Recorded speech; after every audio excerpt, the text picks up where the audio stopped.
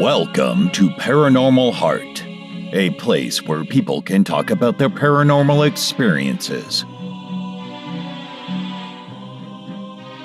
With your host, Kat Ward.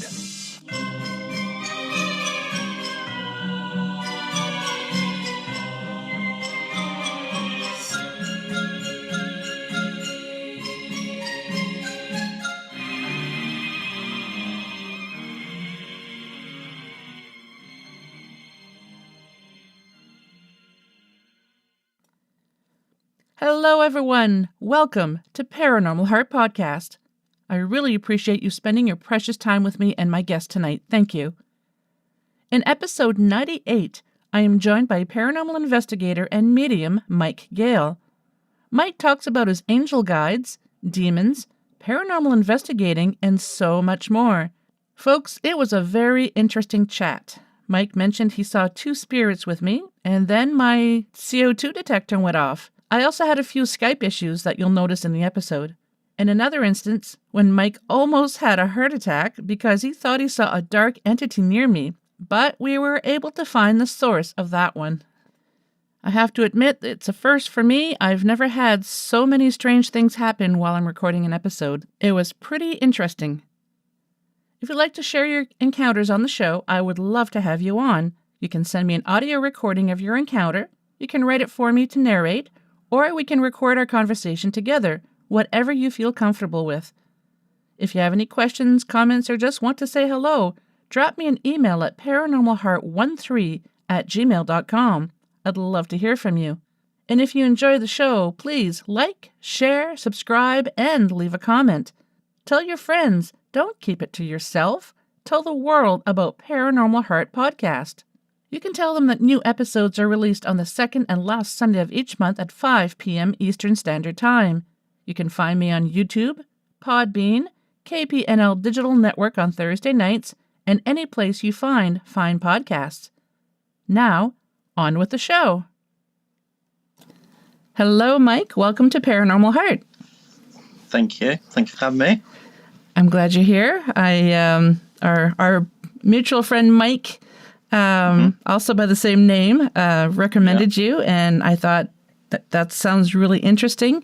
So I'm really looking forward to speaking with you. Okay, cool. So tell us a little bit about yourself.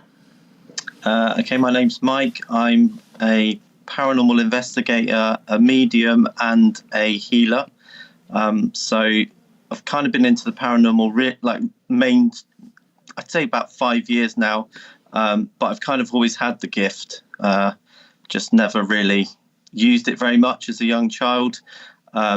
Always could kind of see people, but just never really pursued it up until, I'd say, around 6 years now. I lost my mum, and then that kind of gave me a spiritual awakening, I guess. Mm-hmm. And I've just kind of really been pursuing that ever since. So, yeah. Do your gifts run in the family as well? Yeah, she was, she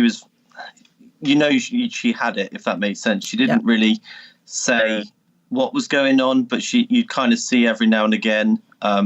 She'd be either looking at something, but I wouldn't say that she was open about her gift, but you kind of just knew she had something, if that makes sense. Yep.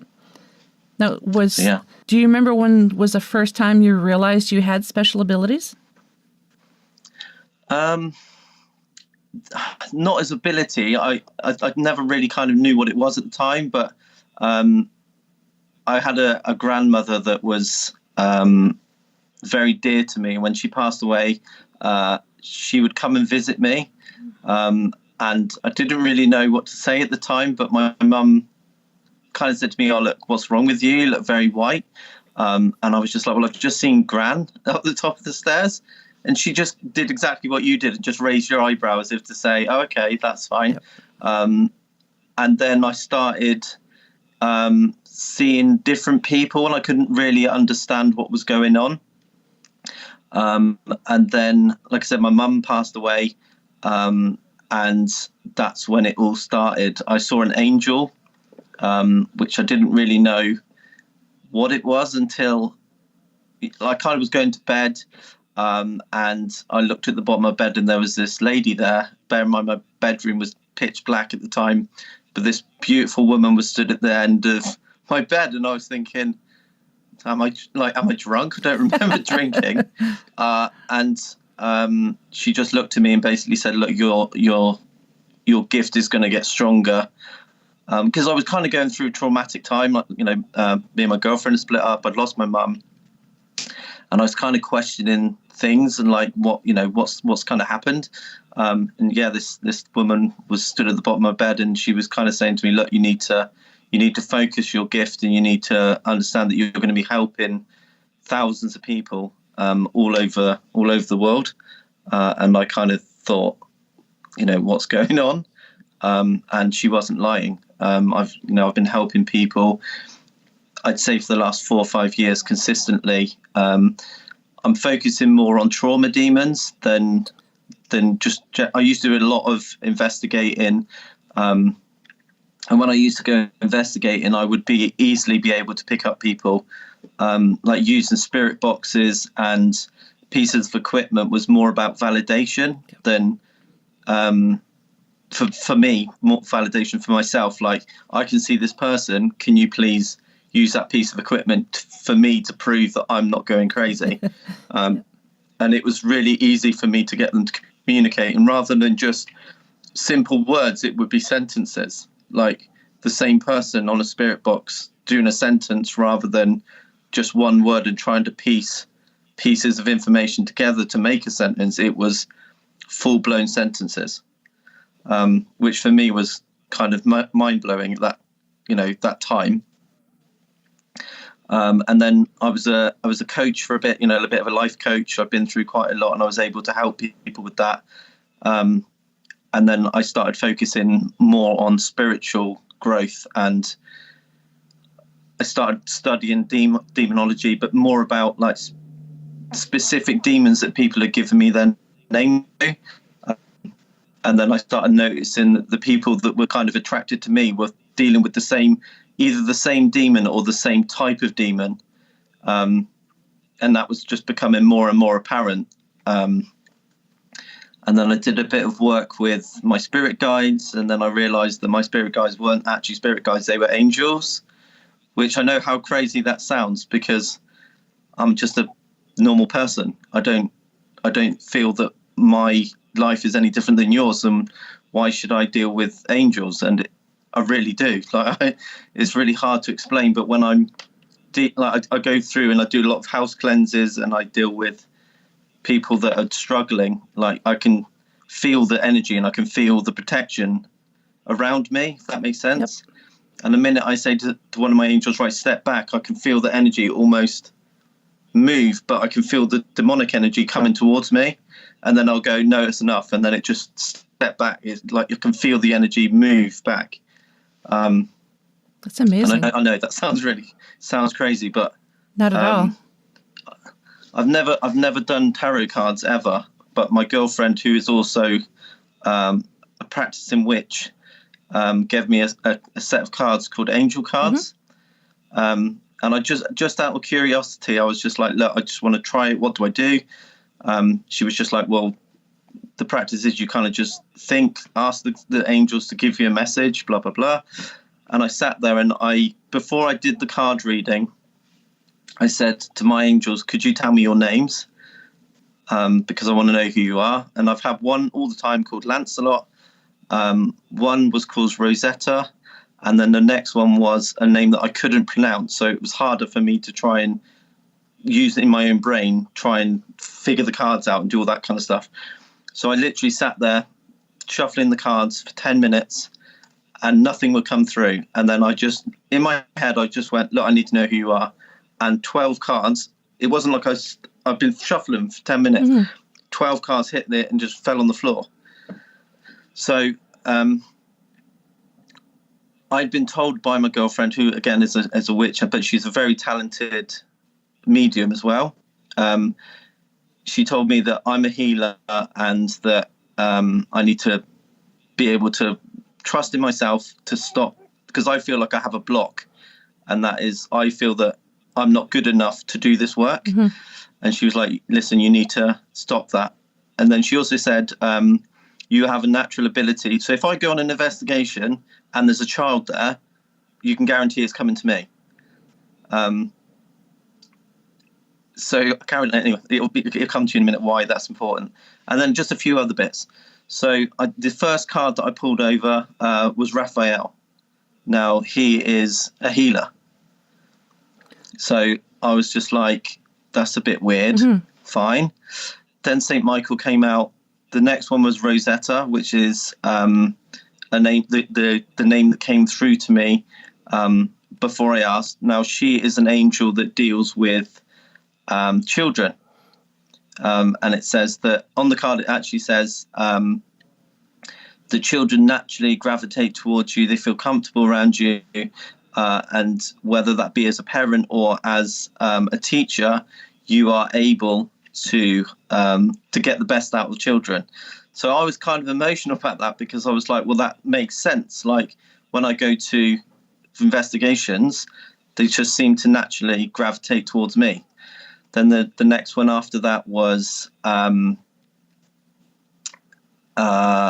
girl's name. I still can't pronounce it, but basically it was very not the same, but very similar to the angel that I saw originally. Mm-hmm. So now I'm feeling like this is crazy. Like it's adding up too much. Like there's too much coincidence here. And ever since that day, I've kind of felt a bit more comfortable saying that I work with angels, rather than just sitting there and sniggering and kind of going, I don't have spirit guides, I have angels. And like to be able to use like Michael and Raphael as well, is kind of, it's pretty smart and pretty, like, I kind of feel more protected, if that makes sense. So yep. Dealing with like, I know people say demons in the technical sense, like it's a scary thought, but demons aren't just there to kind of possess your house and make you worry. Don't get me wrong, they do that, but then I think a lot of demons that are there are lower level, and they're kind of like the first attack, and that's what I help deal with, like the kind of mental health issues and that kind of side of it. The trauma is the bit that I seem to be able to help with, so that's what I focus on. Then obviously medium reading on top of that, and I've got a haunted cabin. That's always fun. Yeah.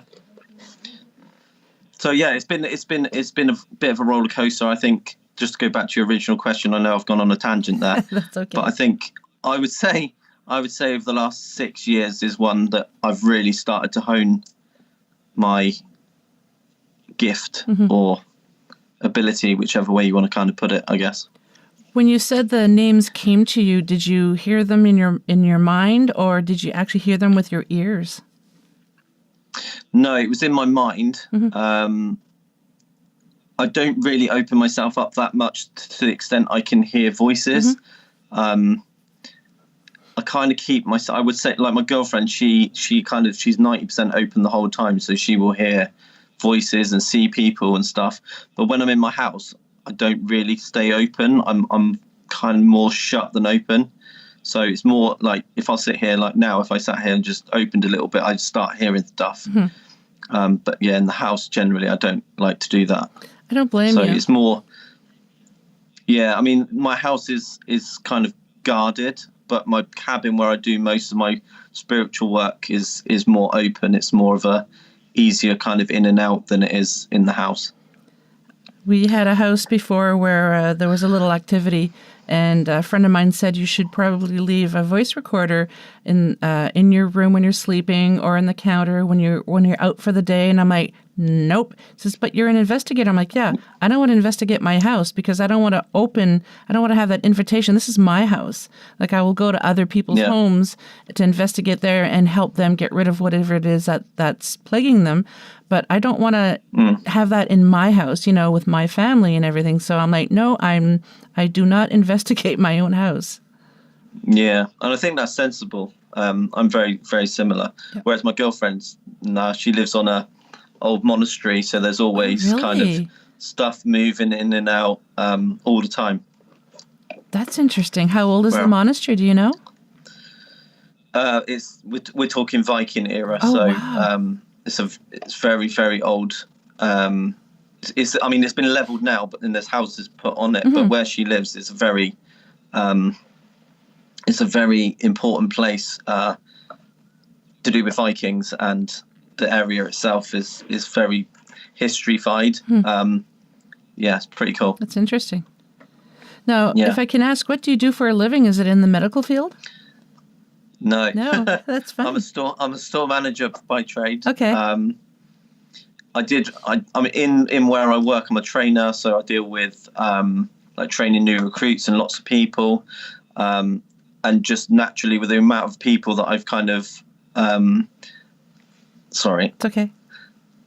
Just with the amount of people that I deal with, naturally, just that kind of care and stuff happens, if that makes sense. So a bit of a life coach because of that. Like, you just kind of help people that are your staff, or they kind of all go through stuff every day, so you kind of feel like that.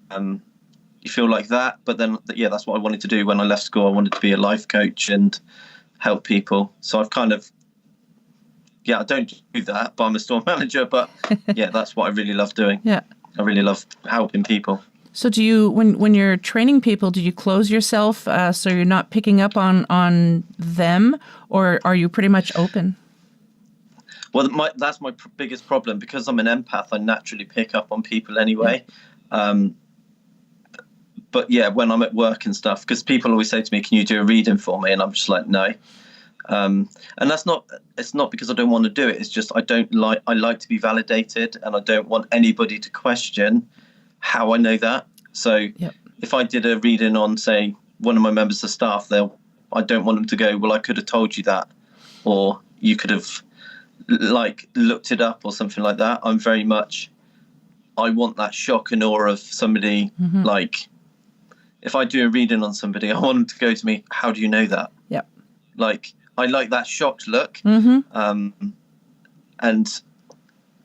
that's why I like, if anyone comes to me and goes, "Can you do a reading?" That I don't want to know him, or they've got to be on the other side of the planet so they can go, "Wow." Like, that's why I like that kind of dealing with it, rather than just people I know, if that makes sense. If you get that reaction from the individual, it kind of validates yourself as well, to let you know that, I'm on the right track. Because I kind of say to people, look, this is the way that I do it is, right, I'm going to do a reading on you. Please do not tell me anything until the end. Because I don't want to be led down. They say something, and then if you're naturally intuitive, you can almost pick stuff up without it, if that makes sense. So I'm just very much like, I won't do what we're doing now. I won't do a face-to-face. If it's anything, it's by text message, and I'll just go, right, this is what I'm picking up. Does this make sense? If it does, tell me at the end, rather than yeses and nos. So I just go, this is what I'm picking up. Tell me at the end. That's really smart, I find, because you can see facial expressions or something, and it might alter what you're reading, and it might be a false reading. Yeah, exactly. I like that. So that's kind of how I do it. It's different, but I know that, if it's true, then they're going to tell me at the end. Because I don't know, it's weird. It's just like this. What I can tap into is, it's almost like I said, it's just like the angel was there telling me. It's like I can hear it, and then I just once the tap's open, it's really hard to shut it off. Because it's like the person that's with them is almost like going, right, this is my once in a lifetime opportunity. I've got to get it all out, and it can be really draining at times. Yes, it can, definitely. So when you're out and about, do you find you have to turn that off? Because if not, you might get overwhelmed by just people walking around you, like on the streets or something? Well, that's come down to when I first started. I did find that I was almost like there's too many people. And then that's when I kind of started dealing with what I thought was my spirit guides at the time, kind of like, look, let one through at a time. But again, that's come from my girlfriend, and she's very disciplined, and she's kind of helped me with that. So she's like, look, here's your energy source. Hers is literally there, whereas mine is like the other side of the room. So I'm like one at a time. Yeah. And she's really got me disciplined into that kind of bit of just let one in at a time, keep your guard and keep your angels there with you, kind of going, right, let another in, or that one's finished. Like, and that's like even on the investigation I did on the weekend, which was in a woodland that's known for black-eyed children. I mean, I literally was fully protected at that stage because I didn't want any of that coming home with me. I don't blame you. No. Especially black-eyed children. Yeah, I mean, it's worse because, like I said to you at the beginning, like when it comes to children, I naturally get them. So, I mean, I've got one photograph where you can see 3 of them lined up in a tree. So there's a row of trees, and you can see them just stood there waiting. Yeah, so it's yeah. When you investigate, do you go by yourself, or are you part of a team? Well, it depends where I'm investigating. So if it's my cabin, I'm here by myself. If I'm out doing a proper full investigation, I like to take as many people as possible, just because, again, I just like validating myself. So like if I can try and get as many people to see what's going on, then that helps me. But then also I don't like children. Not in I don't like physical children. Yeah, I know what you mean. It's just that you just never really know whether it's a demon or not. Like, and I don't want to be in a situation where I can't get out. So I always like to make sure that there's at least 2 people with me. But if I'm doing my house cleanses and stuff, then it's just usually me and my girlfriend, and we're a bit of a power couple, really. So, yeah, it's good. So generally, kind of by myself or with other people, really. You're very fortunate that you have her to help guide you and help you with your abilities. Yeah. I mean, it's quite funny because we do work on different frequencies. So, again, in her house, sometimes I'll be sat there and I'll go, do you see that person? Or do you hear that? And she'll be like, no, yes. Or she'll say, do you see that person? And I'll be like, no. So we kind of, it sounds corny, but we kind of complete each other. Like we are like a power couple. So, and it is good to be able to kind of voice stuff and not be judged when you kind of say, I can see a person at the end of your bed. Yeah. It is good. And like when we go to different places, like, a haunted place, we'll work together and try and get to the bottom of stuff, which is, that's kind of nice as well. When we go on investigations, we all have abilities, but especially our main investigator, she's very, very gifted. I've never met anyone so bang on in readings, and she'll say, "Did you see that, or did you hear that?" And I used to always tell her, it's like, I really feel bad because, pardon me, but I'd say, I saw shit, or no, I did not see, I didn't hear that. Like, she says, it's right there. How can you not see it? I'm like, I don't see it. I'm sorry. And I told her one time, like, I feel really bad because I don't see the same level as her. And she says, no, that's okay, because at least it's not, she says, I'm not being influenced by what she's saying. Did you see that? And I would be like, yes, I did. It's like, no, I really didn't see that light, or I didn't see that little girl, or whatever. But yeah, it's just, it's frustrating sometimes because other people's abilities, I'm just like, I really wish mine was like that sometimes, but yeah. I think the thing is, it's just down to, like I said, it's what people see, like the frequencies that they work on, or the vibration that they work on, and it just makes it interesting. So I mean, me and Hayley have been together for 9-10 months now, and I just find her fascinating because I believe in angels and demons and God and all that kind of stuff, whereas she doesn't. She's pagan and believes in all other stuff. Yep. And I just sit there for hours listening to her about how she deals with it. And, she's on the inner circle and she works with bishops and that kind of stuff. Wow. So yeah, I mean, she's very, very gifted and very.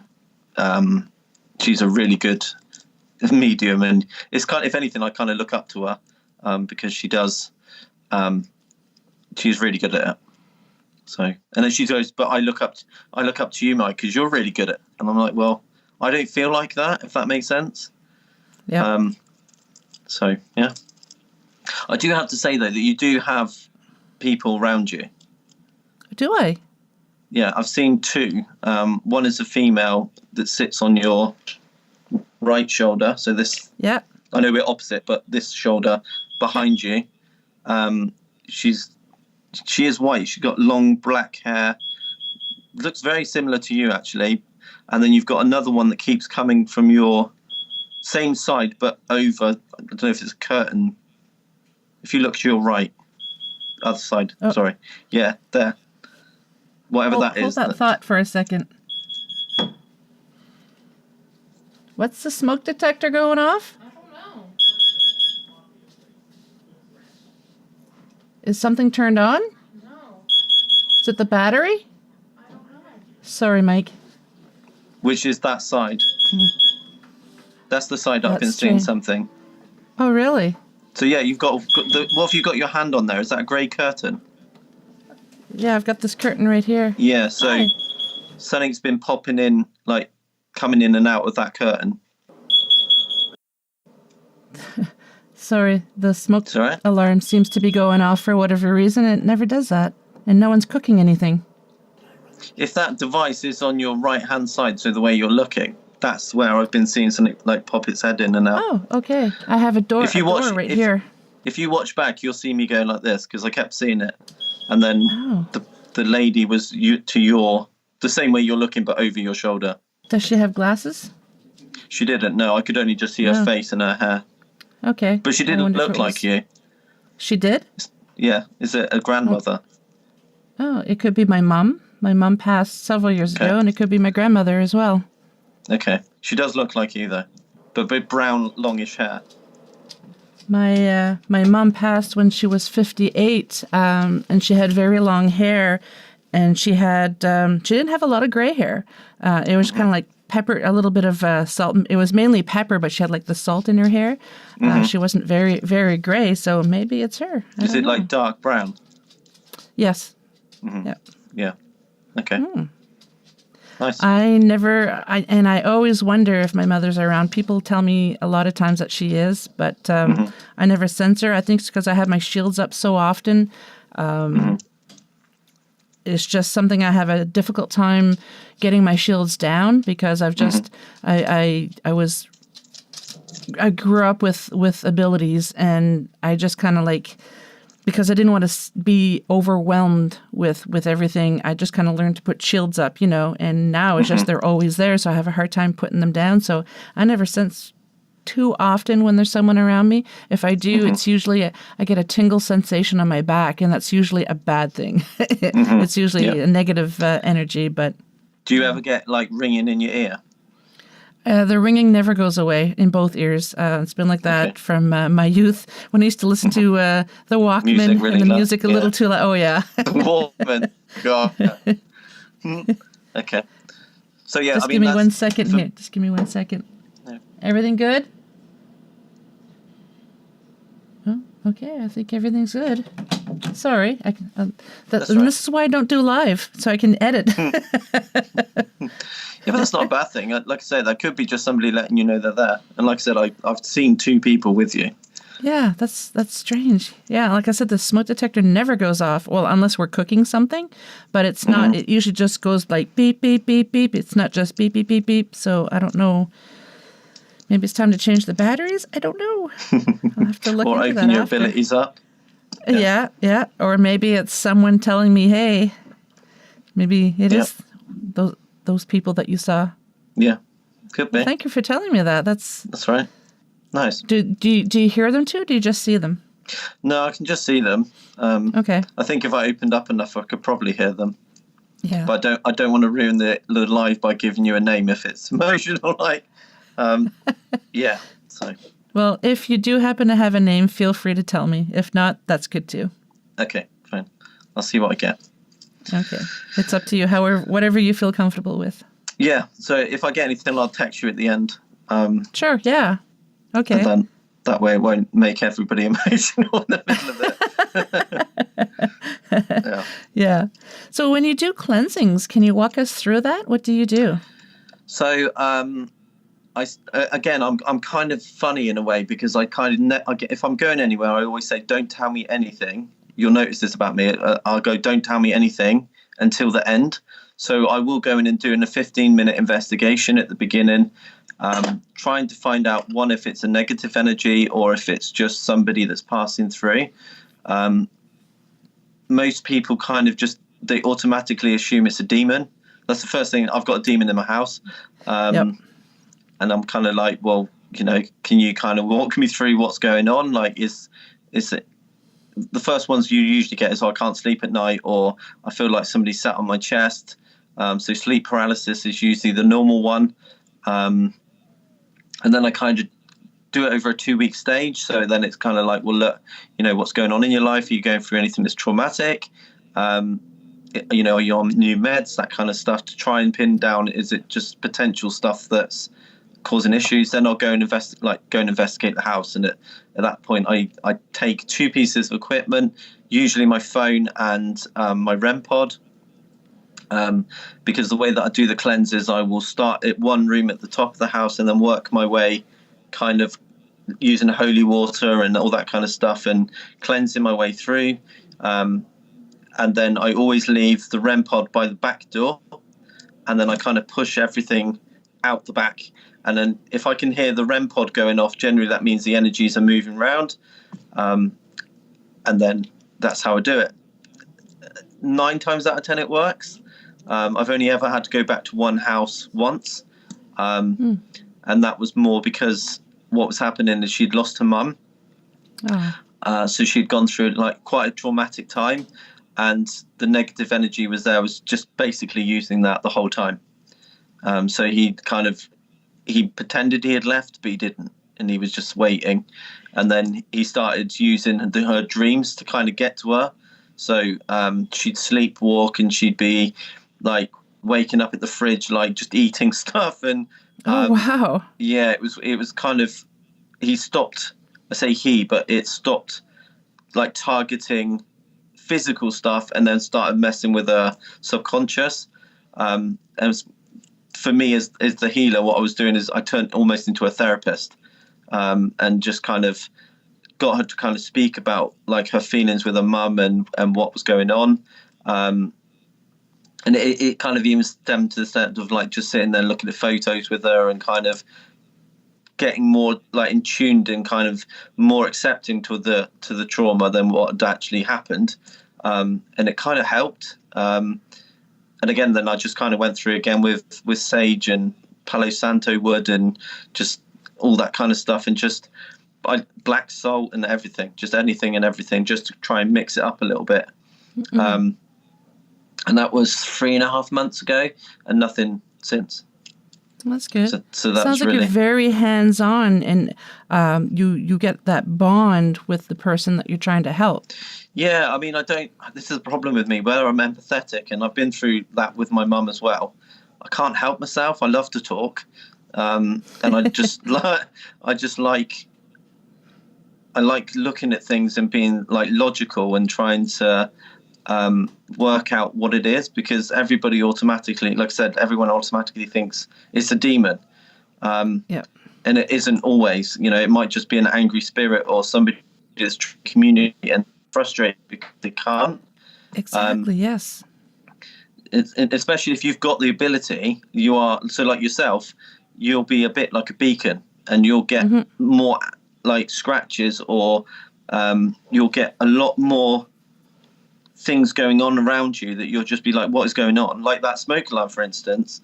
Yep. If there's somebody and you started thinking about somebody that's around you, they'll start getting annoyed because they know that you've got the ability, but you're not using it. And that's what I love. I sound like a right weirdo, but I like trying to be able to, try and be able to help the spirit as well as helping the human aspect of that as well. So if I can kind of, if I can attack both sides, give that person the reasons why this is happening, and then the spirit, the ability to move on, then I love it. And I get a real sense of purpose when that happens. Yep. So, yeah. Yeah, I've told a lot of people that just because your cupboard doors, for example, are, flinging open and closed all the time doesn't mean that it's a negative entity. It could just be somebody that's really frustrated because they know that you have the ability to sense them, and they're just standing in front of you going, hello, trying to have a conversation, and you're totally ignoring them, not knowing they're there, and they're getting really frustrated, and they're almost like having a tantrum. So, just because you have activity like that doesn't necessarily mean it's negative. Yeah, and especially if you're dealing with a spirit that doesn't know they're dead. Like, if you're dealing with somebody that's, like, tragically died really quickly and they haven't worked out, hang on a minute, it's like that whole Bruce Willis film, isn't it, where he doesn't know he's dead. But it's very similar in real life. Like, if you've got your mum stood in front of you and she stood there trying to talk to you and you're ignoring her, she's going to get frustrated if she doesn't realise. Yep. And that's, like, a lot of my communication will be like, what colour is it where you are? Is it black or is it white? Not because that's heaven and hell. That's if you're in the light, then you'll be able to see things in colour. Whereas if you're in the dark, then it will just be monotone dark. And that's usually where you're kind of in limbo. They don't really understand the difference. Mm-hmm. So a lot of spirits that I speak to, I kind of go, what's it like there? And they'll go dark. And I'll go, have you seen the light? Have you seen angels? And they go, no. So for me, that means you're in purgatory. You're not ready, if that makes sense. So, and I feel really bad when that happens. Like when they're stuck, like I don't like it. I feel really bad. And that's where I become a spiritual empath, because I get upset about stuff. So, yeah. Now, do you think some people are in limbo for a reason? Because they're not ready, like you said, or they're holding back? I mean, it depends on the individual. Like the people that I've been helping are more, it's parent. The ones that are stuck seem to be more like that parent bond. So like it could be that somebody's going through something traumatic, and the parents aren't ready to let them go. They don't want to see them suffer. And that causes that kind of limbo between they can't rest because they don't want to. But for them, it's more like a blink of an eye. For us, it's like a whole lifetime. For them, spending 5 years on Earth is just like a second. So when we go, I don't want them hanging around, for them, it's just like a second. It's not like we can't quantify the time level between the two, if that makes sense. Yep. It's just the little children that I don't understand, like why they get stuck here. Like, and that maybe bothers me. They're afraid. Yeah, I think it could be that, or they just don't want to leave their parents, or, the one that I've got attached to me is here because she thinks I look like a father. So I've had one with me for about 7 years. I did my first investigation. I did not know what I was doing. Absolutely did not. Didn't know what closing off was. Didn't know what protection was. Just went out on a laugh and bought a spirit box, because I'd watched Ghost Adventures and I saw them doing it, and went to a museum and got a girl called Hannah, and I've had her ever since. Oh, wow. Yeah, so it's been a lot of soul searching for that one. I had to go to 2 different mediums because her dad kept, literally I'd wake up and her dad was stood at the end of my bed twice. Oh, wow. So that was kind of, it was traumatic because he was not a happy chappy. But he knew, again, dealing with 2 different mediums, I found out that because I could speak to his daughter and she wouldn't leave me, I had to give her a message and he wouldn't give me the message. So I was just like, well, this is going to go nowhere. So I had, she's not around me much now. We did do a couple of investigations. Mike was on one of them via live. And we did a lot of kind of dealing with what was causing the issues with her. So she's not around me so much anymore, but she's still there, and she kind of guides me every now and again. So she's any like kind of upset child spirit, she'll step in and kind of almost give them a little bit Aw. of Like comforting? yeah, exactly, comforting. It's okay to speak to him, he's not here to hurt you, that kind of stuff. So that's kind of nice. But it's also weird when you see like you'll walk somewhere and somebody like you'll meet a medium, they'll go, who's the little girl with you, and you're like, oh, that's Hannah, like she's fine. So yeah, it's kind of nice. That's really interesting. That must then that medium is authentic when they ask, who's the little girl. Yeah. I mean, it's I don't know if you do this, but I always try and look for the fakes. Like, I can't help myself. Yeah. It's, you always get people like my girlfriend. I know I keep going on about her, but she is very much in the background. She doesn't like me. I'm very open about what I can do. She doesn't. She's very much in the background, and she'll come to me and go, that medium said all this, and it's a load of crap. Or she's just very, very quiet and reserved about her gifts. And when you meet the ones like me that are very open and honest about it, you kind of, I don't know if you're like this, but you kind of question them a bit more. So I'm always getting questioned about my stuff. Whereas she doesn't. She's just not. I think it's because of where she is and what she can do and who she works with.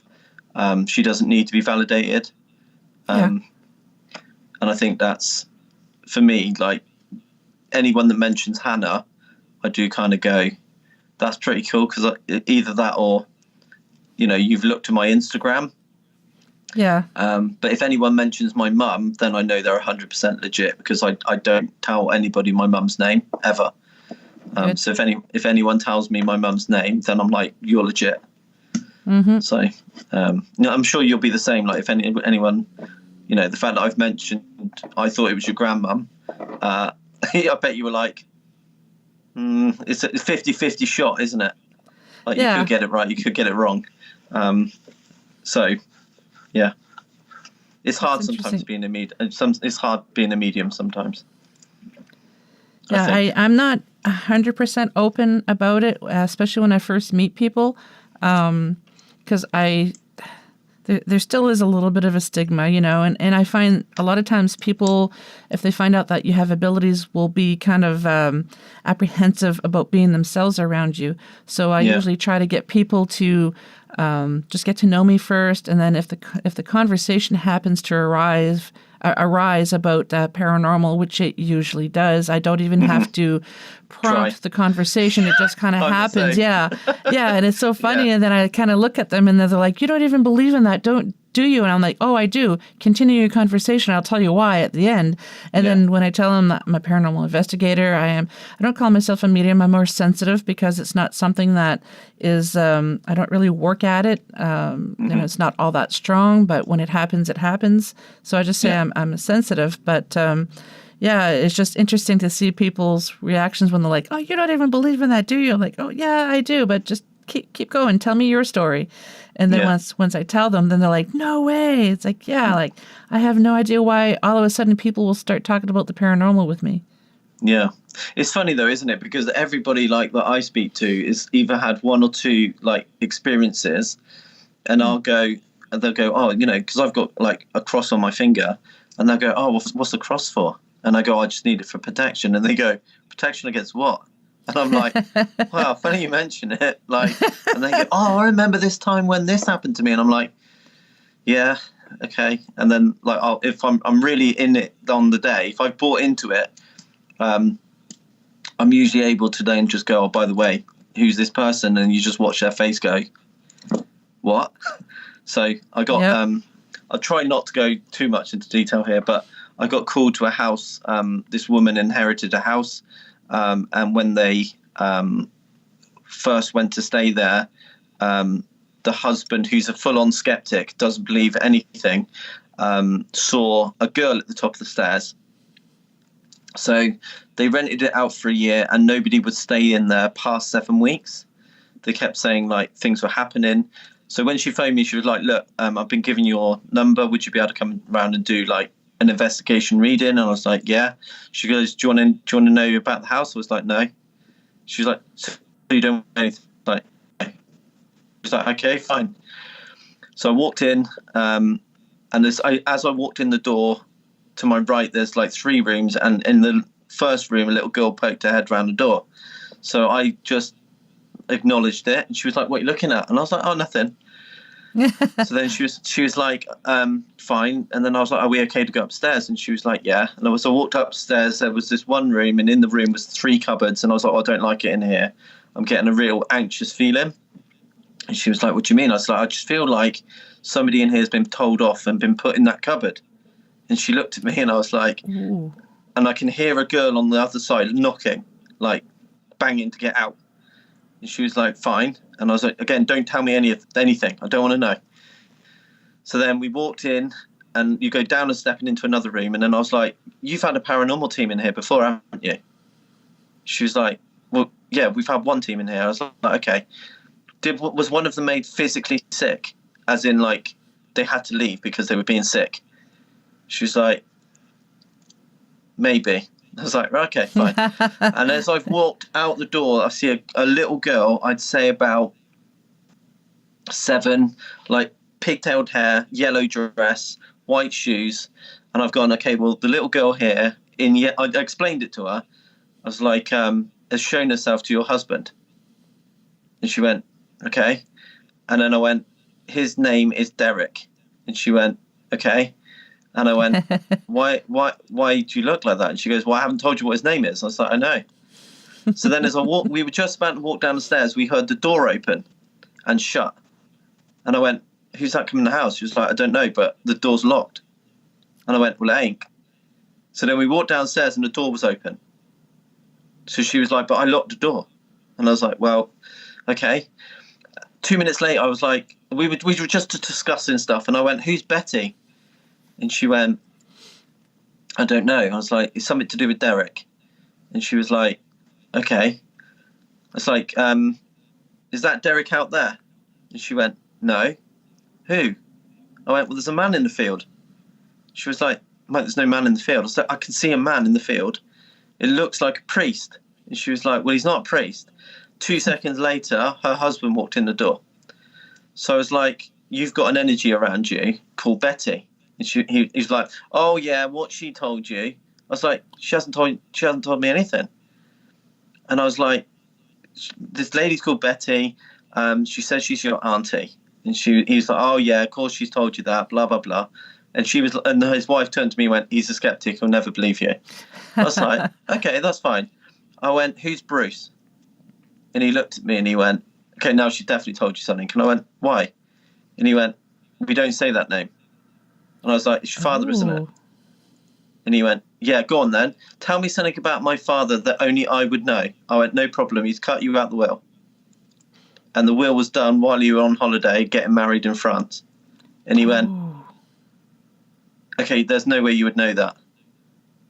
And he went, okay, tell me something else then. And I went, well, you still want me to go? You still don't believe me? He was like, no. I was like, okay, no problem. You've had 2 metal plates put in your spine. Your left leg has also got a metal pin addressed to it. You're about to go into another hospital appointment for your right leg because while you were serving in Ireland, your friend was killed with a hand grenade and you protected him. And he went, right, so we need to go and sit down now. And I was like, the reason that I'm here is because you're dealing with a traumatic demon. Like, you've got trauma demon, definitely, 100%. Yeah. I said, because I can see him behind you right now. And he was like, right, well, I don't understand where you're getting this from. And I was like, well, because the energy isn't, like, I'm not here to see the energy of the house. I'm here to see the energy for you. And we have just been put in the right place at the right time for me to come and see you. And that's how my gift works. Like, I'm always drawn to people that need my help. And he was just like, so I went back there 2 weeks ago and did another reading, but it was more of an investigation reading. And I asked her for feedback because the problem was he got so upset. I was like, look, I need to leave. Like, not because I can't finish. It's just more along the lines of whatever I say now is going to be too, like, it's going to bring too much back. So I was like, I think I'm done for the day. So I did say to her, like, you know, how has he been since then? And he was like, what we didn't tell you, Mike, is everything that you said was actually accurate. The only thing that we didn't know at the time was the man that was outside. So the place that I went to was a place called Castle Cottage. And on the grounds was a castle. And the priest was hung in the field outside by the lord of the castle, because they were kind of going between like that pagan Christianity era. So anybody that was to do with Christianity or anything like that, like they were just getting killed left, right, and centre to try and keep a like rule that was going on. And yeah, I'd obviously seen him out in the field that he was hung in. So she was like, wow. no, what's worse is like nobody had ever seen that man before. So yeah, it was good. It was a good investigation, you know, one of those ones that was a real kind of eye opener for everybody. So yeah. So cool. that man, did he go from skeptic to a believer after that, or does he still kind of? Yes. No, so I said to her, like, how has he been? And she was like, well, he doesn't question it as much anymore. And he wouldn't, like, when I went there, she said normally he would come, but he found out you were coming, so he didn't want to go. So I was just like, look, you know, I understand, because sometimes it can be a shock to people, can't it? Like when, especially if you're a non-believer, and then you've got this guy turning up and he's telling you stuff like that nobody should know. That's a bit of it's a bit of an eye opener, isn't it? So I think he's questioning things a bit more. And she said, like, when he walks into the house now, before he would just walk in and do whatever he needs to do.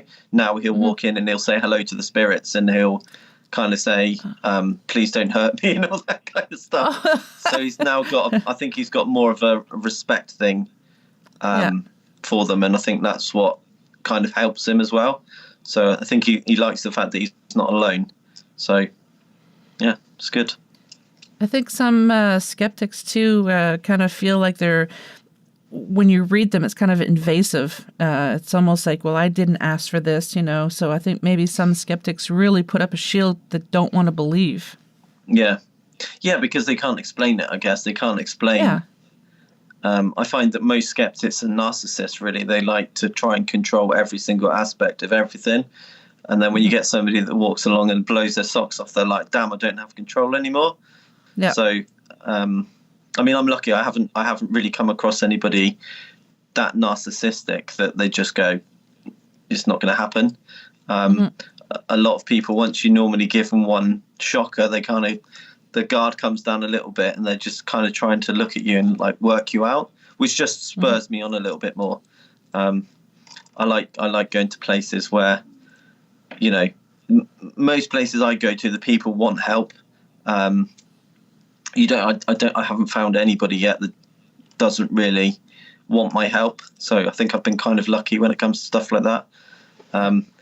It's just people on the street when, you know, if I'm talking openly about what I do, it's the people on the street that become a bit nasty. Like, you know, I've had a couple of people go, people are dead, they want to be left alone.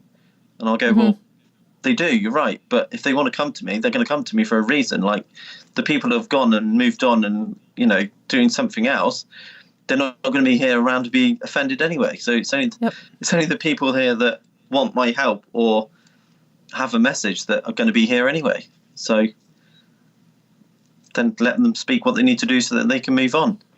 Yep. So, yeah. I think I've only met one individual, a friend of mine's husband, who says the paranormal is just hogwash and it's just nonsense. But normally people who are skeptics, they'll tell you straight on right away that they're a skeptic. They don't believe in all that. But usually you'll hear after a few minutes, but there was this one time that something strange happened, you know, except for this one individual that he's like, nope, unless he has, and he just doesn't say anything, or he hasn't recognized it as being potentially paranormal. I don't know, but yeah, usually people are like, oh, there was this one time. Yeah, they've always got one that they can go back to and go, this is a bit questionable, actually. Yeah. So, yeah. Have you ever had people just walk up to you for whatever reason and just start talking to you, not knowing why, and they're kind of telling you their problems and? It happens all the time. Yeah. Happens all the time. Like, again, because I'm a store manager and I work in a shop, it happens all the time. Like, this woman that she come up to me on, I think it was on Tuesday, and I was just talking to my member of staff, and she just started the conversation by going, "You sound like a person that just likes listening to people." And I was like, "Well, yeah, I do." And then all of a sudden she's telling me a life story about like her kids and she lost her dad and blah, blah, blah. And she was like, "Oh my God, it felt so good being able to unload to somebody." And I'm like, "Yeah, cheers." Like, you know, I'm glad that it helped. But, you know, sometimes I don't know if you get this, but I do feel like you kind of almost take on some people's burdens, and it kind of almost takes you a while to get past it. Like, again, when you go and do cleanses in people's houses, you kind of do take on that negativity or like energy within the house. Like, it takes you a couple of times to get through it and get past it. Like, they've been going through a lot, that kind of stuff. You definitely feel like you've taken on some of their shadow, if that makes sense. Yep. Yeah, so, it does. Yeah. I do feel like most people that I've had come within my circle, you kind of attract the same amount of people, or the same people that are going through the same stuff. I don't know if you get that, but I get a lot of people that if I'm dealing with one person that's going through like severe trauma, 2 weeks later you'll get another person that's going through either similar or the same thing. So it kind of feels like you're put in their path because you're going through that bit right now in the feedback or the exactly, yeah. It's just weird. It's just weird how it happens. Like, you seem to get 3 or 4 people phone you up the same week going, "I've been giving you a number, can you come and do a cleanse?" And you're like, "I can, but it needs to be next week," because I just think mentally I'm not capable of doing it. Yeah. Because even in investigations, you have to be careful. Like, you have to be mentally strong, and you have to. It's not just a case of walking into a pub, is it, and just going, "Right, let's investigate today." Like, it's all about the build up to it, and like then spending 3-4 days going through all your evidence. And again, this is another thing that frustrates me being a medium, is I can hear stuff on the TV and I'll go to someone, "Can you listen to that?" And they'll go, "I hear something completely different." And you're like, "But I can hear this." And it's and I went through a stage of, I showed Mike it. You play it one way, and then if you turn it around and play it backwards, it says something else. So you get 2 messages out the same message. That's and it was really bizarre. It was like, it said, "I love you," and then on the back it said the person's name. So it was really bizarre, and I've not had it since either. Oh, wow. I've never heard of that. I like that. Yeah, me either. Like, I literally, and I only did it by accident. So I've got this little, it's like a little tool I use when I'm editing. So you play it that way, and then you can turn it around and it goes backwards.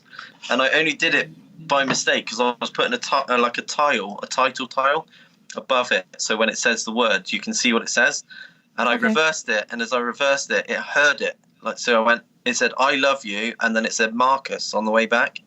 And I was like, did I just hear that right? So then obviously I sent it to Mike, and I was like, "Do you hear this?" Yeah. And he's like, "That's bizarre." Like, it was really bizarre. So it was like it was meant to happen. So, yeah, it's good. Do you ever use crystals or anything like that?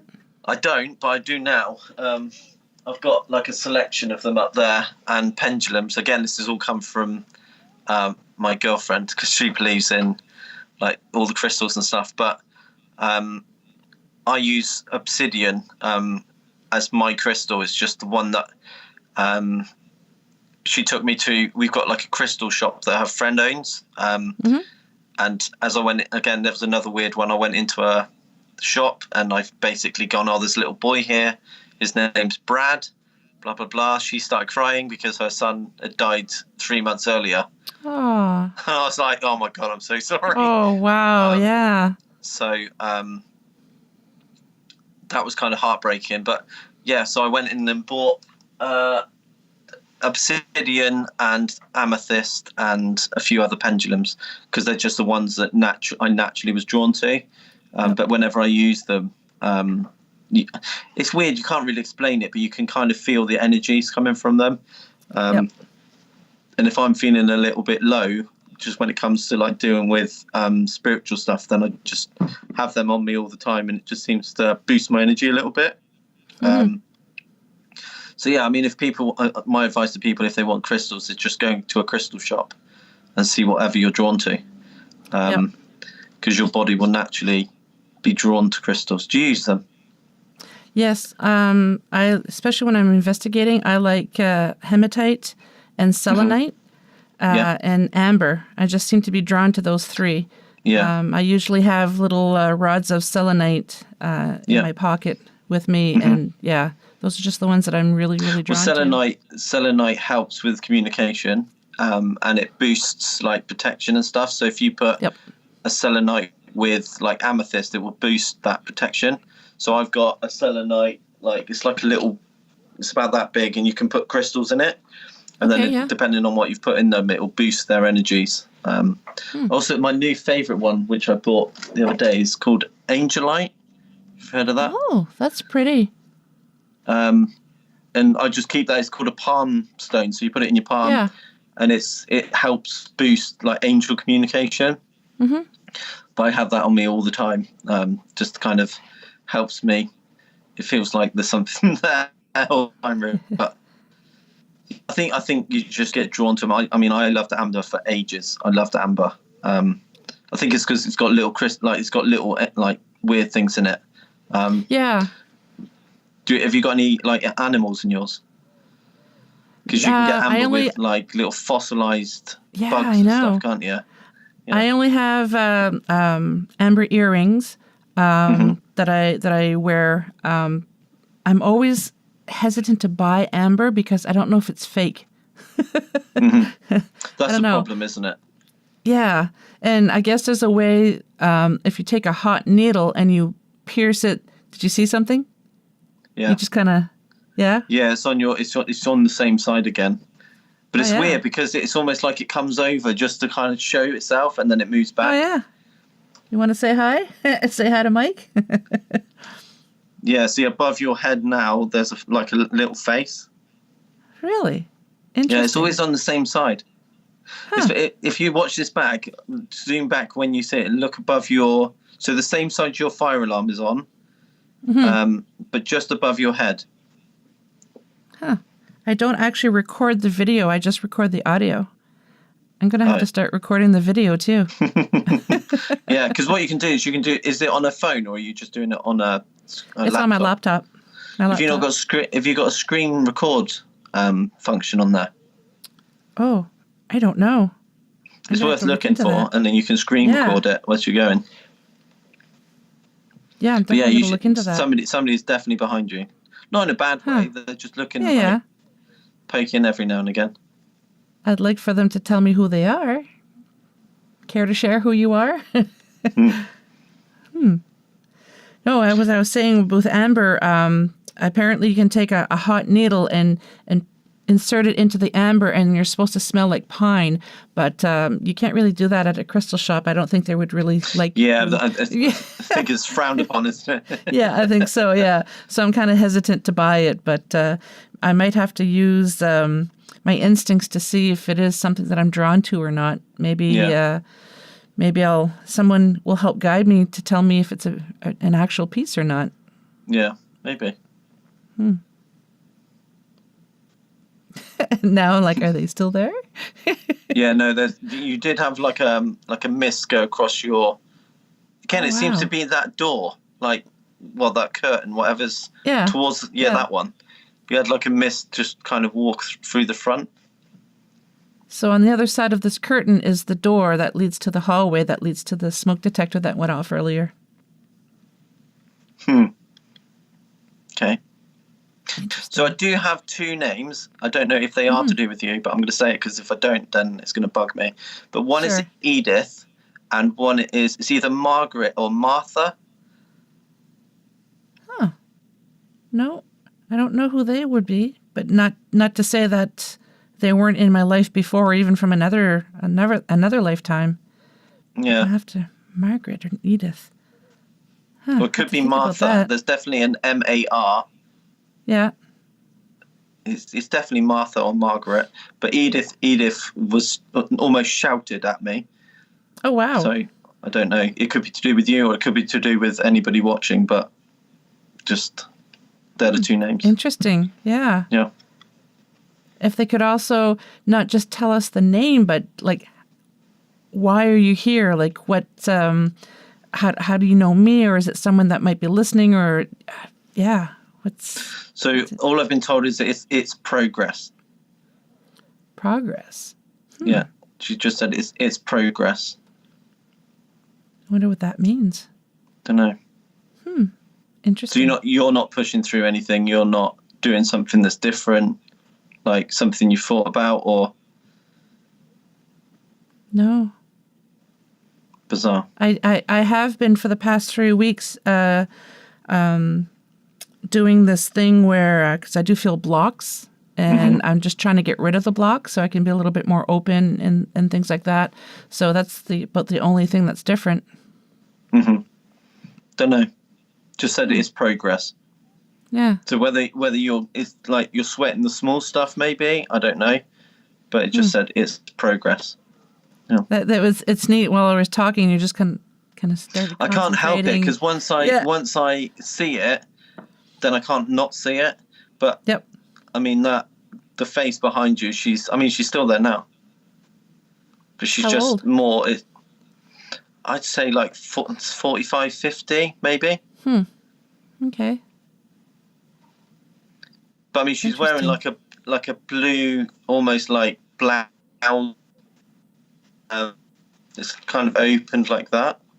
And then she's got like a grey dress on. I'd say maybe 5'5", maybe. She doesn't have glasses though. Okay. So it wouldn't be my mom. Interesting.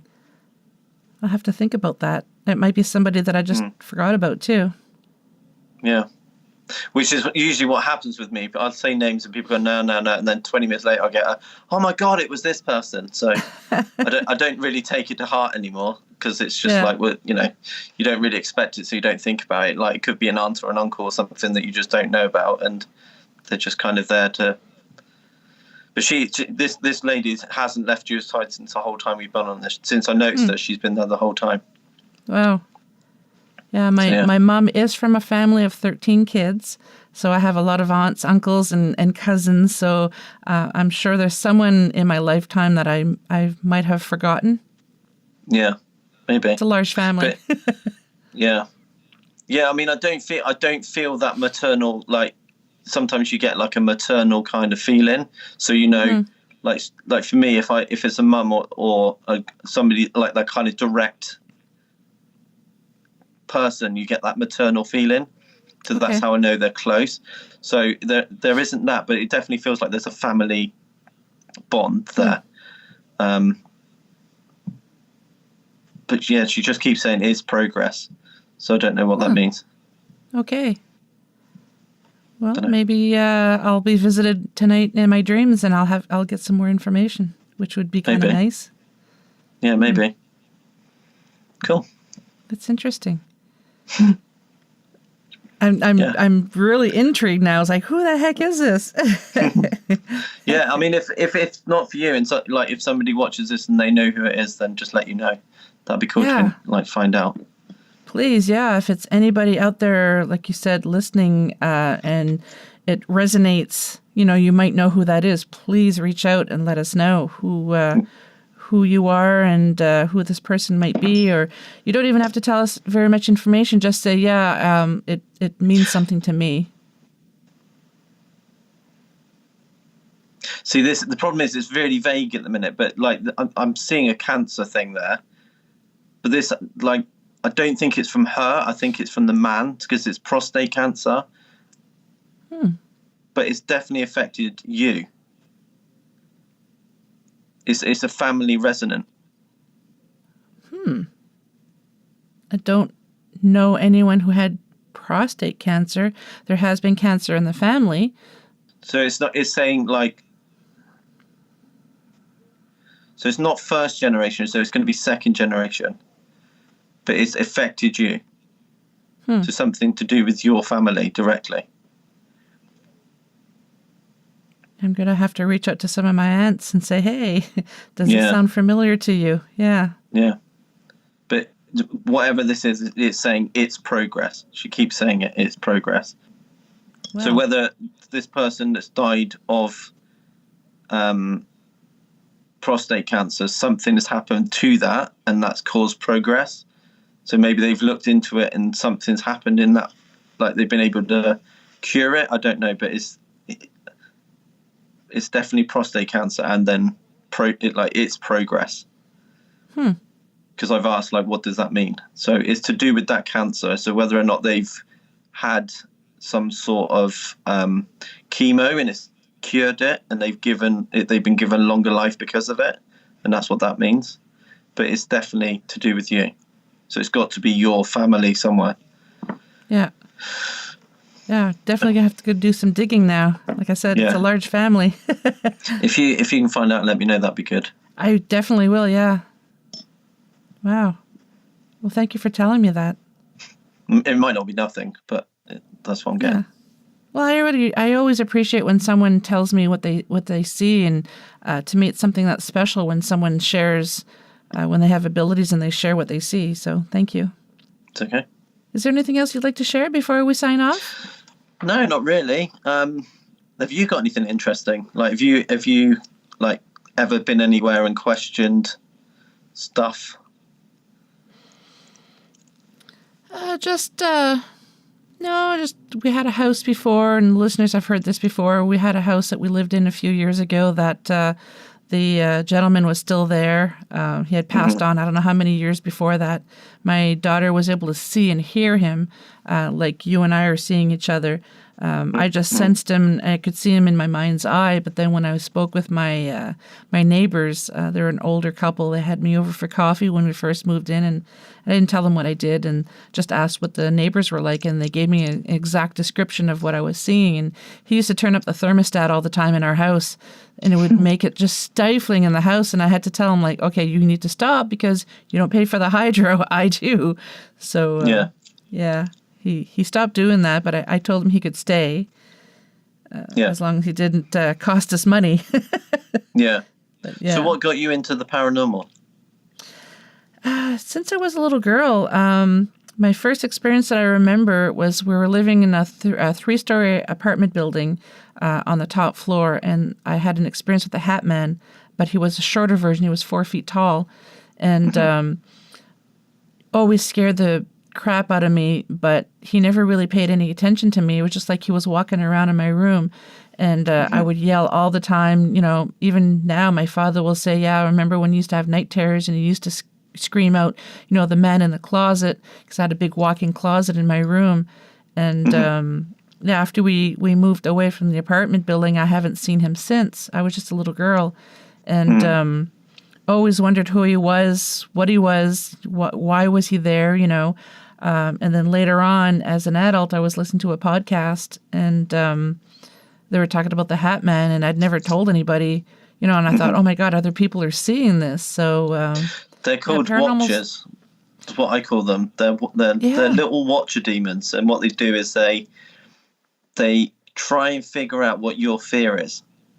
So they will do stuff. So my friend is actually dealing with one of these at the moment. Really? And yeah, it's not a hat, but I call him Gollum. So he looked like he never told me about this entity that he had. But again, this comes from childhood trauma. And I'm sure he won't mind me telling you about it. But basically, when I first spoke to him, I saw Gollum from Lord of the Rings. And it was bugging me. Like I kept seeing him every time I spoke to him on lives. Like, we're really good friends now. And I was just like, look, I need to talk to you about this thing that I keep seeing. But what I was seeing was Gollum, and then he'd walk up the stairs, and all I kept hearing was like heavy boots, like he had Wellington boots on, that weird, horrible stepping. And I was like, this is what I'm hearing, and this is what I'm seeing, and I'm seeing under a door, and it's like he stood there just almost not doing it because he's watching you, but enough to make you panic. I was like, what is it? What is it? And he goes, oh yeah, when I used to go to my uncle's house, I used to see this smile, like a clown smile. And what I was seeing was that, but with really sharp teeth. And he was like, yeah, that's what I used to see in the shadows. And what he used to do is he walked up the stairs and he used to stamp his feet. And I was like, oh my God, like that's what I used to see. Yeah. And I was like, but the name I'm getting is Jeff. And he was like, yeah, that's why I named him. Oh, wow. So he was like, that's what I used to see all the time. So I used to call him the Watcher. And it's what I've got to know now. So they're like almost first stage, not like demon, but they come to see if they can manipulate people. And childhood fear is the first thing they do. And you'd be surprised how many times you hear people go, oh yeah, I used to see him in the wardrobe, or like under my bed, or that kind of childhood fear is ingrained in kids, and they love it. They absolutely love it. Wow. Like anything to get that. And Monsters Inc., if you've ever seen that film, is so close to reality. It's unbelievable. Really? Like when they talk about, so anything to do with laughter is the best way to get rid of a demon. Because that energy that it produces is so much high resonating compared to like crying and upset and screaming. The difference between the two and on that higher frequency level, what it does is unbelievable. So when you're crying and you're upset and you go to your room and you put all that negative energy within your room, it becomes like a lighthouse. Like all dark energies and upset spirits just feed off of it all the time. But when you change your mindset and you become a lot more happier, these things don't happen. So so when I go and do cleanses, or if I go and do like trying to speak to people about what's going on in their house, like poltergeist activity, I'm doing a research at the moment about poltergeist activity and the difference between your negative energy versus positive energy, and how much poltergeist activity is caused by yourself.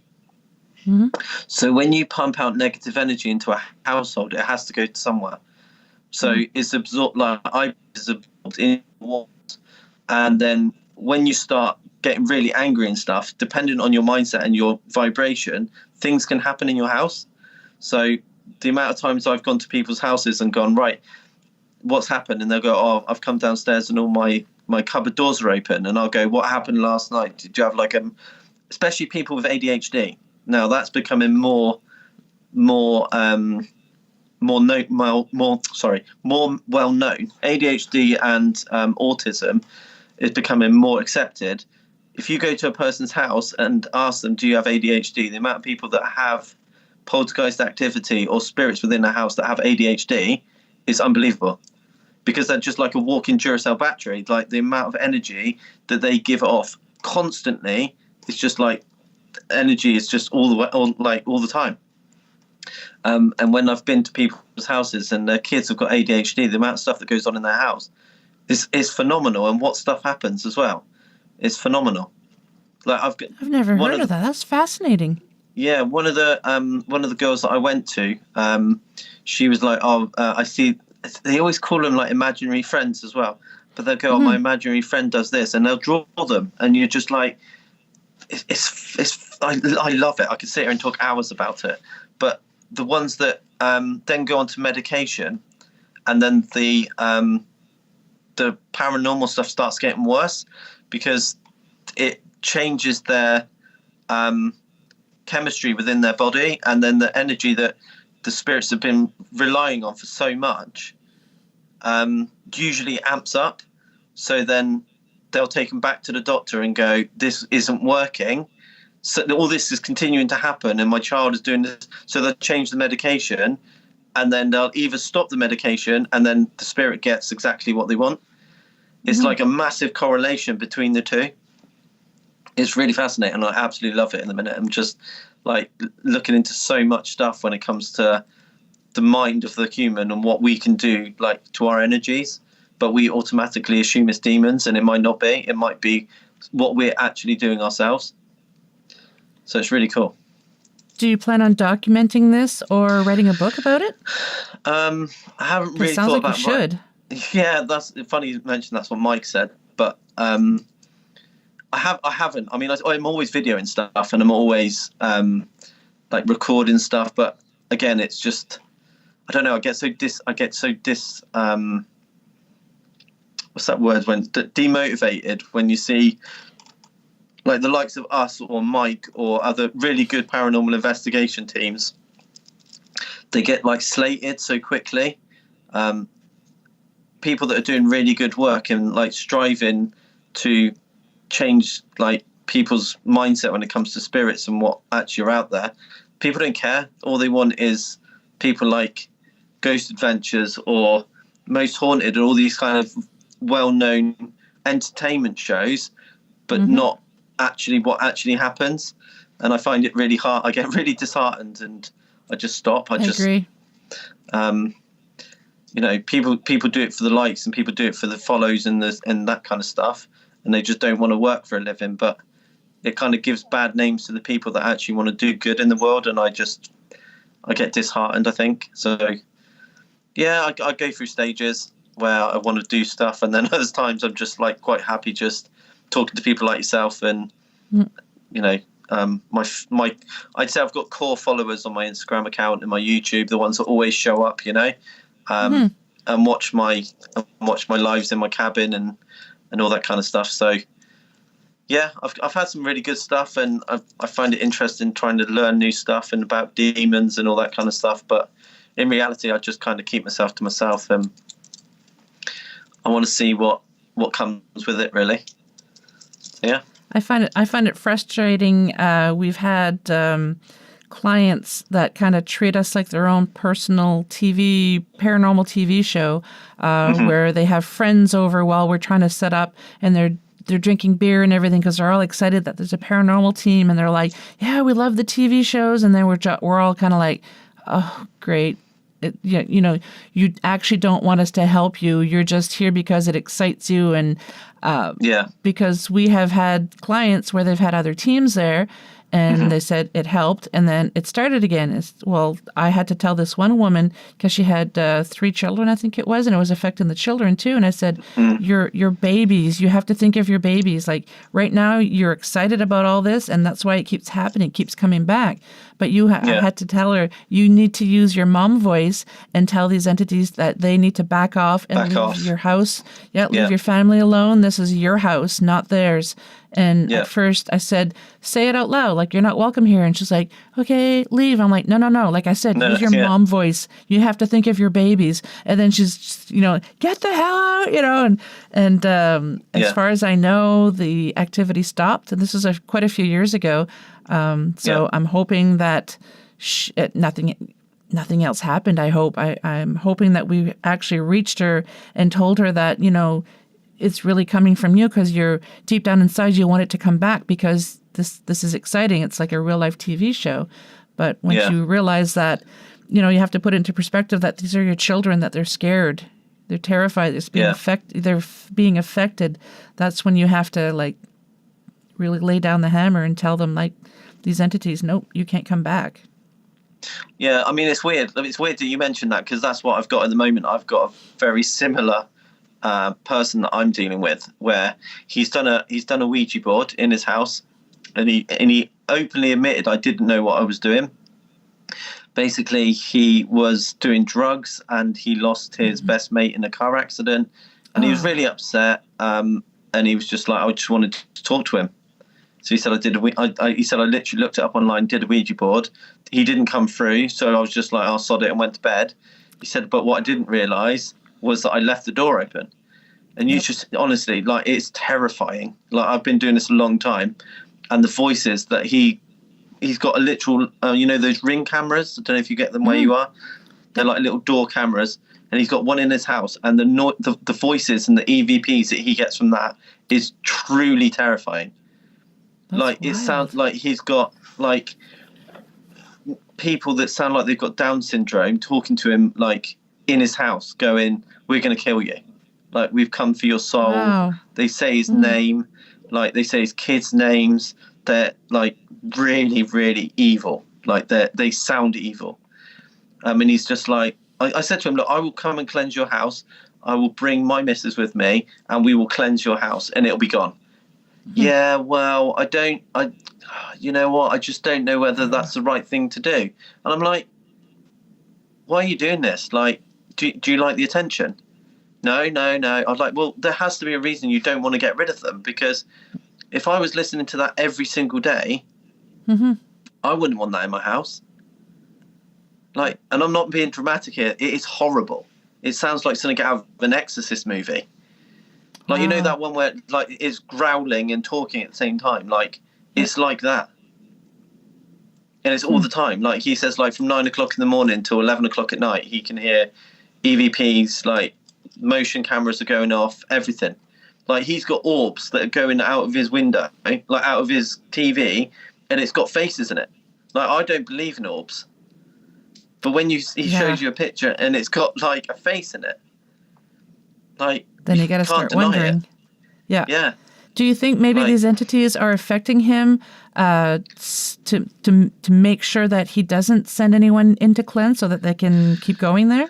I think so, yeah. Like, I mean, he's now taking things like sleeping tablets because they're affecting him in his sleep, and like they're pulling, like he's got videos of it pulling his like clothes off, and the only thing it hasn't done yet is lifted him up. Like, you think the worst things that it could do to you, it's done it. Wow. Like, so he's proper. Like, I keep saying to him, like, be careful that it doesn't turn bad, because it can. And he was like, but I've been going to church now, and I'm like, but that won't affect it because it knows that you don't believe it. Yeah. Like, he doesn't believe in God. He doesn't believe in faith. He doesn't believe in anything. But he's doing it because he feels that's going to help. And I'm like, but it knows that you don't. Your heart's not in it. Whereas for me, like, my heart is in it. So I have full on faith. So that's why it doesn't affect me. But it knows you don't believe it. You might have to try and put the fear in him and mention the kids, that it's affecting the kids. Well, his problem, it goes back to what I said earlier. His kids got full on ADHD. Okay. Like real bad. And they're going through all the stages at the minute to get him assessed. And I mean, to me, it's almost like autism, like Asperger's, that kind of stuff. Like, he is full on high level, like high frequency. So it's getting all, like, the reason he's got so many there at the moment is the energy that's being produced by obviously his fear, the kid's fear, ADHD, his wife's fear. There's 5 people in the house all scared for their life. All this energy, plus he's an investigator now, he's investigating it, so they're getting all of that on top of it. So all the energy being produced can sustain all these ghosts that are in his house. Yep. But the minute I go, I can come round and fix it, he's just like, I don't want it. And I'm like, well, I said to him, can I have the Ouija board? Like, give me the Ouija board. No. Ah, jeez. So it's almost like he wants to keep hold of it because he knows that's what's causing it. Yeah. That's frustrating. You want to help them, but they don't want the help deep down inside. They don't want the help. Yeah, exactly. So, and it's like, we've got, I don't know if you have them where you are, but we have these people that just like putting stuff on YouTube because they like the likes, but they start faking it. But then you've got people that have actually got this stuff going on, and it can become. I mean, I've got a cabinet in my garden. I don't know if you've looked at my Instagram, but I went through a stage where for 6 months I had something bad in there, like really bad. Like I'd go down there and I'd end up with scratches like happening live on Instagram. Like I feel a scratch, lift my shirt up, and there's like a 3 clawed scratch down me. Or people would be going, Mike, can you hear those voices? And I'm like, no. And then you play it back and you can hear like deep, gruff voices and stuff. Like, the first time I've ever seen this happen, I had an SLS and a piece of equipment on the floor in my cabin, and something come out of my wall and walked round the wall, missing the equipment on the floor because it didn't want to set it off. Pretty smart. So it was like it knew exactly what it was doing. And then I had to literally stop doing it, because the more I was doing it, I was, like when you get infatuated with it, like I was doing it every single day because I wanted people to see what I could see. And what was worse is they couldn't see what I could see because all they could see and hear was the demon in there rather than actual what I was seeing, which wasn't a demon. So in my head, I could see a normal person, but what they could actually see was different to what I could see, which was like, it scared me, because I was just thinking, well, why is it doing that?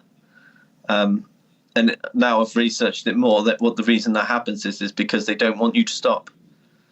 So if I knew it was a demon, I would stop. And that's how it gets attached to you, and then it's, before you know it, it's kind of taking little bits away from you till you get to a stage where you can't get rid of it. So they're clever. Too late. Yeah, they are really clever. Very much so. Yeah. So it took me 6 months to get rid of that out of my. You're right. Yeah, I keep seeing the curtains closed, but I keep seeing a light flash and off the wall, and I'm like, where is that coming from? There's two things that have happened. Things that have happened today that don't normally happen. No, ever. Like I've had guests say, other podcasters say, yeah, sometimes I have activity when I'm doing an episode, and I'm like, yeah, that doesn't happen to me. And then there's tonight. Welcome to interviewing me. When stuff happens. So yeah, it's my cabin is a. I'm not trying to plug my own cabin here, but it is it's a minefield in there. Wow. And that's only come from me. So that's why my advice to people that do this kind of stuff is be careful. Like, because I bought this house 3 years ago, and it's just a normal house, never had anybody like anything to do with paranormal stuff ever.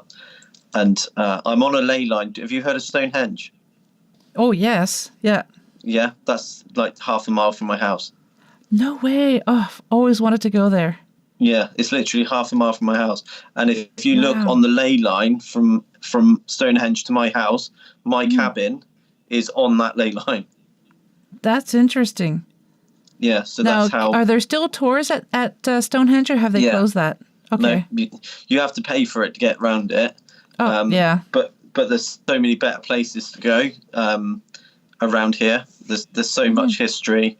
Again, we like where I live. It's very Viking orientated. So you have a lot of like the King Alfred and all the Vikings and stuff were around here.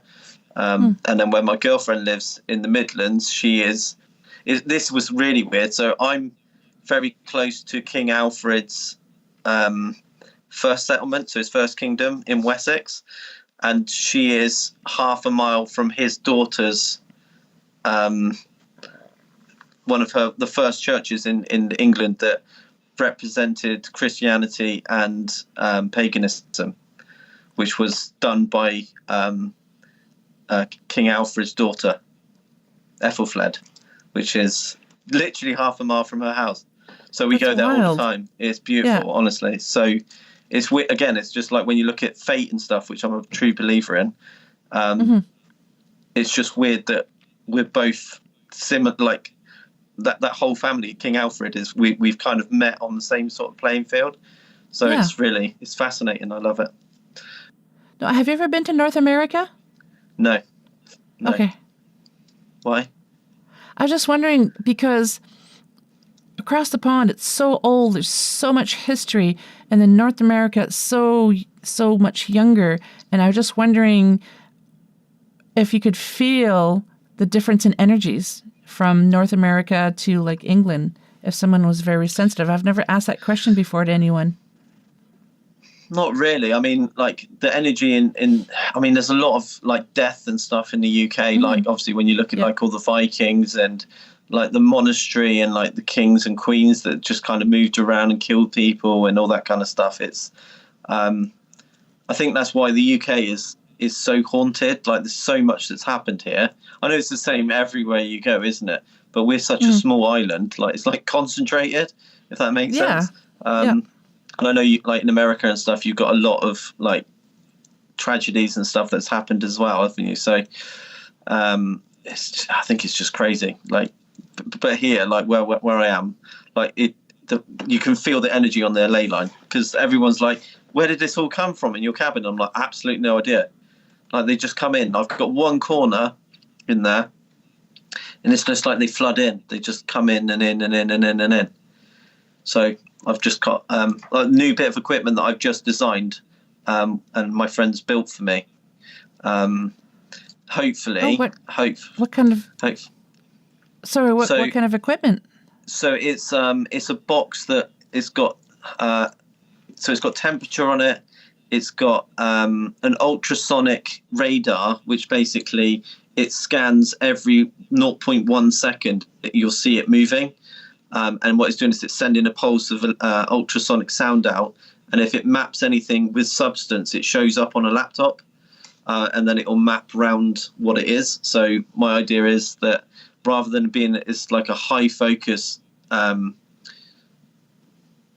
device, it's focusing on low level noise, so it won't pick up like little orbs or stuff like that. It has to be a solid mass for it to pick it up. Okay. Yep.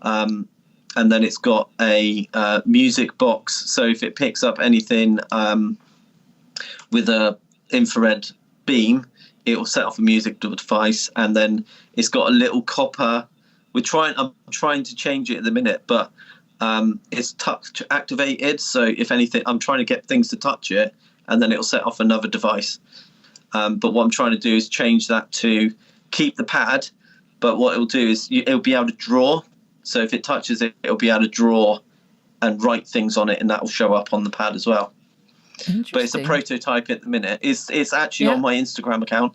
I have to check that out. Yeah, it got delivered to me. It's taken 6 months to get China to build me a board to have all that stuff on it. But the prototype is out now. And Mike from our friend Mike is going to get version 2, which have a couple more bits on it. So hopefully, I reckon 6 months' time, it should be a working product. Oh, that's really exciting. It is really exciting to see something that kind of I've designed. Something new. Yeah, exactly. Yeah. So, and it's only in a box, probably that big. Mm-hmm. So it'll be portable as well. So yeah, it just means it's kind of got 4 or 5 things like running at the same time, and it kind of means it'll be an all-in-one box rather than having to take 4 or 5 pieces of equipment around with you all the time. Yep. But the idea is that we'll try these 5 bits, and then if they don't work, because everybody's got a REM pod, everybody's got an EMF device, so I want to be able to keep the bits that we don't use and get rid of the stuff no, the other way around. Get rid of the bits you don't use and the bits you do use and work. Because I'm kind of thinking at the minute simplicity is the best bit, because I can see that light that you're talking about, by the way. Can you? Yeah, it's on your left shoulder. Yeah, there. Oh, I just realized something. The curtain's open a little bit. And the sunlight's coming through. I could see it. Mystery solved. Yeah, nice. Debunked. This is the problem with me. I need to reel myself in, or else I can sit here talking to you for hours. And it doesn't become a very good podcast if I'm just sitting there talking about rubbish. So I hope that kind of answered all your questions. Yeah. Please keep me posted about that piece of equipment. I'm really intrigued to find out more about that. So it's on my Instagram at the moment. Okay. I put it in my cabin yesterday full time because I had to do a couple of bits to tweak it. But it's in there full time now, going 24/7. So see if anything happens, because I've noticed that if I put new equipment in there, it takes them about a week to get used to it. Because they're real, but you get my point. That I put cat balls in there for a week. They did not touch them. I went away for a week because I can dial into my cameras. And I played the mute. So there's one girl in there. She's in there all the time. She plays with my little doll that's in there, and I can play Ring Around the Roses on the camera. And I played it, and then all of a sudden the cat ball started flashing by itself. Now, bear in mind you can see on the camera there's nobody in there at all. And it just started. The minute it stopped playing, it was like she went, "Oi, put it back on," and she touched the ball. Yeah. So it takes. I definitely think it takes a week or so for them to get used to it. But probably my best piece of evidence I've ever captured was when 3 pieces of equipment went off at the same time on command. That is amazing. So I had a cat ball. I've got a Flux 2, which is it measures air fluctuation and then sets a light off. And then an EDI Plus, if you ever heard of one of those. It's like, it's, hang on, I've got it here.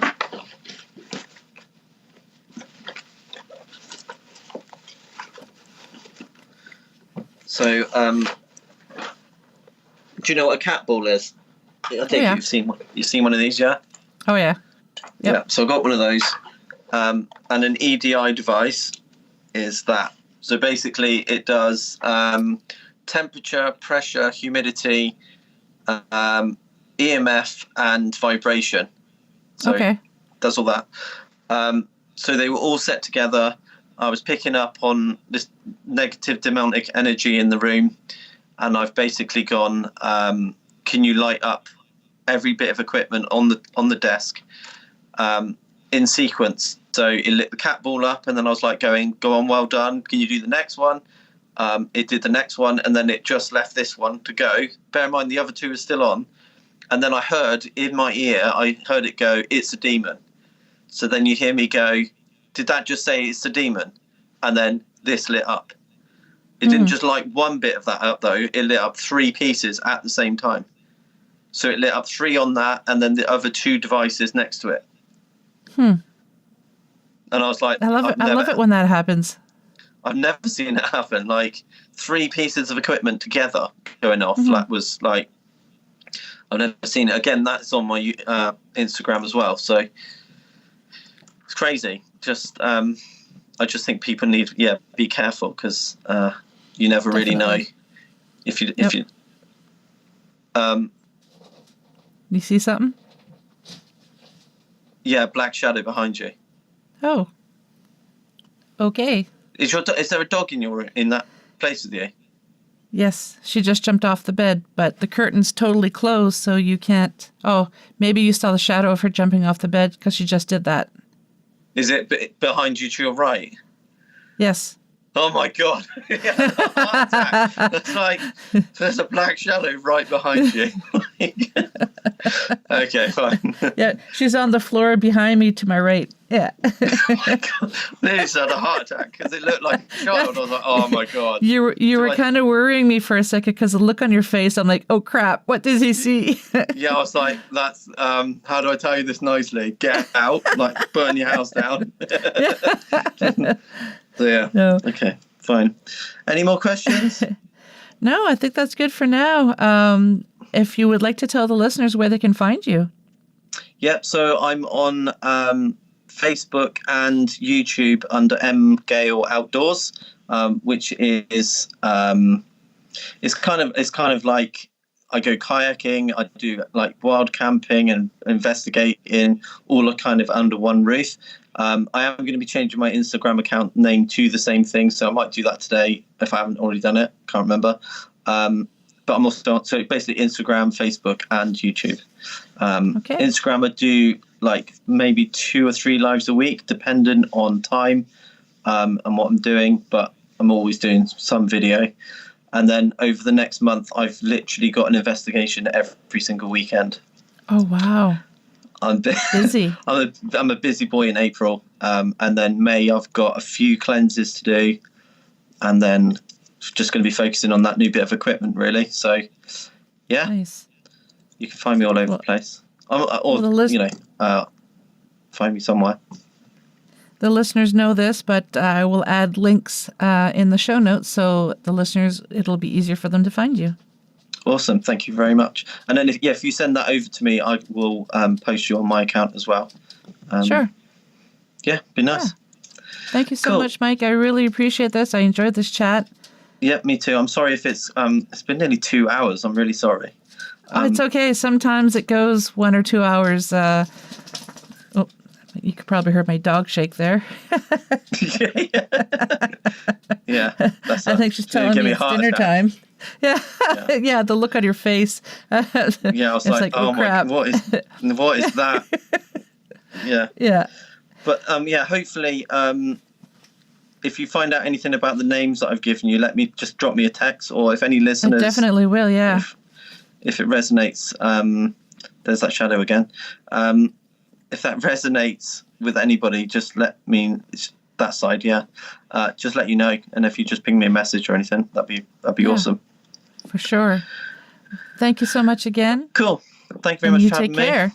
And you. All the best.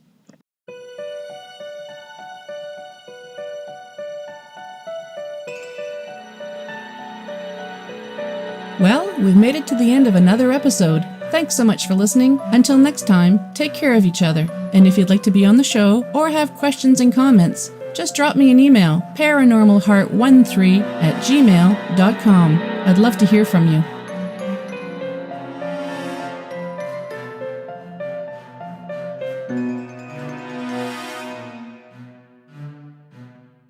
Paranormal Heart would like to extend a special thank you to purpleplanet.com for supplying the music for the show. The views and opinions expressed on Paranormal Heart are those of the host and participants.